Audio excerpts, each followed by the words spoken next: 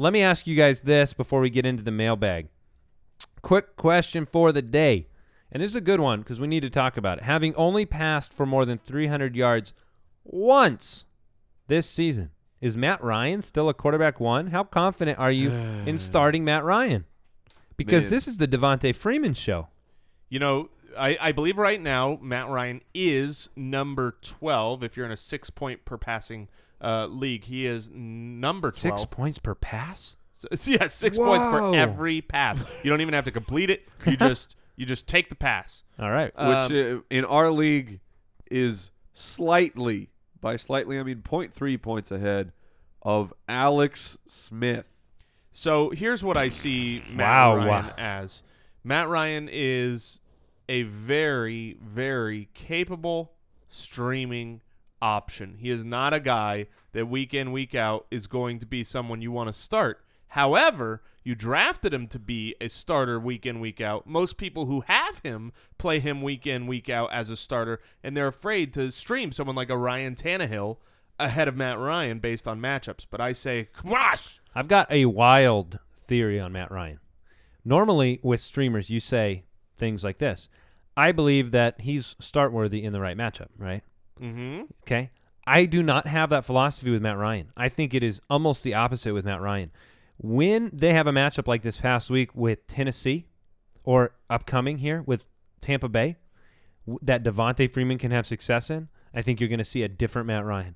I almost think Matt Ryan is a better streaming play in a game that's going to be what we perceive to be hyper-competitive, and they're going to have to lean on him, not in necessarily garbage time, but just in a situation, okay, we need a score. Let's go down the field. Let's get Julio Jones the ball. We would have expected the moon against Tennessee, and we got, Pluto or something. What I will say is he's been very consistent with his, especially with his yardage. He's essentially throwing for he's over 250 a game, which that's good. That's good enough for me as far as quarterback production. He's not getting the multi-touchdowns a game. The game against Washington, he had no touchdowns and 2 picks.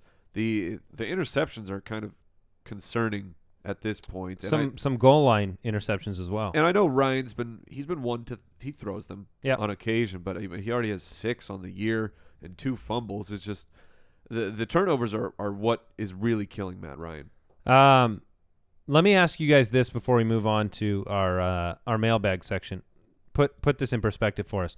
This week, Matt Ryan against Tampa or Ryan Tannehill against New England? It's a good question. I think I would take Matt Ryan against Tampa. Okay. Yeah, I would. Matt Ryan is at home. Where is the Patriot game? I got another one for you. The Patriot game's in Miami, by the way. Okay, at home. Yeah, I'm still gonna go with Matt. Oh, Ryan. am I wrong about that? No, it's in Foxborough. I am wrong about that. Well then, yeah, it's in Foxborough. That makes it a little bit easier. Matt okay. Ryan. Matt Ryan against Tampa Bay or Matthew Stafford against the Chiefs? Ooh, I like that one. In London.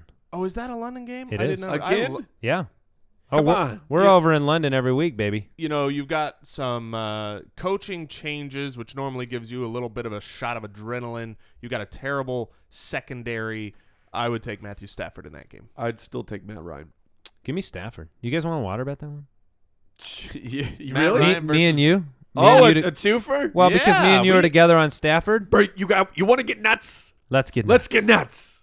Yes. Now that's Waterbed. That's not quite the Bermuda Triangle because we would need 3 players to have done that. Yeah. So I'm just throwing that out there. Nobody even knows what I'm talking about.